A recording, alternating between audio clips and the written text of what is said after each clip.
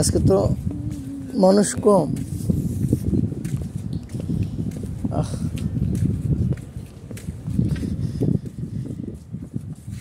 Red Sea beach.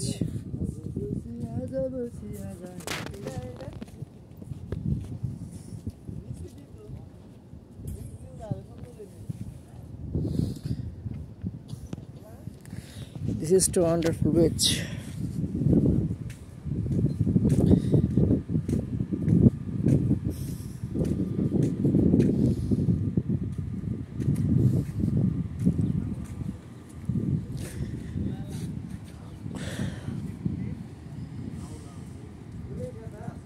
Racing boat.